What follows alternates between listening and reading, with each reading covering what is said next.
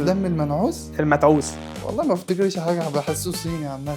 اول واحد اسمها لغمن ودافنجي وبوضو زي الناس عادي. شقشق ما بعرفش، بس انا بقعد دايرتي بمشي بمطفي بسمعها في الاغاني وحاجه كده. انني مت في الغرام فداء. خطير خطير خطير. عرفنا بيك وبقالك قد ايه في مصر؟ اسمي ارام، عندي 20 سنة، مولود في السعودية، بقالي 20 سنة في مصر. تدرس ايه وليه؟ وهل الموضوع جاي صدفة؟ بدرس في اصول الدين في الجامعة. لا، الموضوع ما جاش صدفة، ابويا كان عاوز يدرسني في الشريعة اصول الدين، فانا درست، يعني دخلت ودرست في اصول الدين. بتعمل موديلنج بقالك قد ايه؟ ولما تسيب مصر هتكمل ولا لا؟ يعني بقالي سنة بره مصر مش هكمل، عشان انا جمعت كل الداتا في مصر. لو خرجت من بره مصر مش هيكون عندي اي حاجه، ولو سافرت مش عارف اتعامل مع الناس اللي بره. ايه الفرق بين العادات والتقاليد في مصر وتركيا؟ ما سافرتش بره مصر، بقى زي ما قلت بقالي 20 سنه في مصر، ما سافرتش اي حته، فانا ما اعرفش تقاليد بتاع بره اي حته، اعرف تقاليد بتاع مصر بس. ازاي اتعرفت على التيم بتاعك وناويين تحققوا ايه مع بعض؟ اتعرفنا على بعض في المدرسة يعني، وبعدها بدأنا ازاي نعمل فيديوهات وحاجة زي كده. قول لنا 3 اكلات تركية: لغمن ودافنجي وبوضو،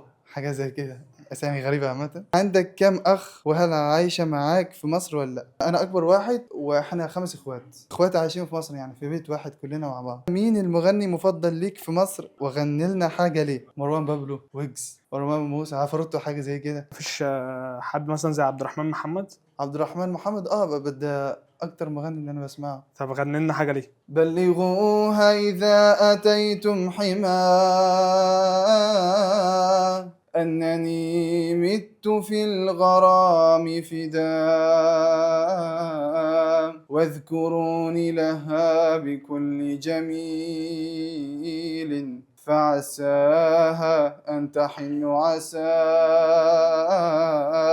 خطير خطير خطير. هنختبرك، انت مصري ولا لا؟ قول لنا معنى الكلام شقشق. ما بعرفش.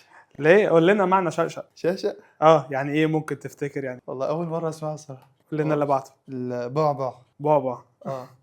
سمعت عنه كتير لكن ما بعرفش المعنى الكلمه. حاجه بتخوف. حاجه بتخوف، حاجه زي اه بس انا بعبع دايرتي بمشي بمطفي بسمعها في الاغاني وحاجه كده. اتلم المنعوس. المتعوس. المتعوس على خيب الرجا. الرجا. اه اول مره اسمعها. بجد. اه طب تفتكر تبقى ايه؟ والله ما افتكرش حاجه، بحسه صيني عامه يعني. اول واحد اسمعها. بص، المتلم المتعوس على خيب الرجا، يعني حد اوريدي فاشل على واحد افشل منه، فاهم؟ فالاتنين مش هيوصلوا لنتيجه معينه يعني. تمام، فهمت قصدك. اخر كلمه وعر ولا واعر. واعر. يعني شخص زاهد، حاجه زي دينجرس، خطر. دينجر. اه danger. خطير.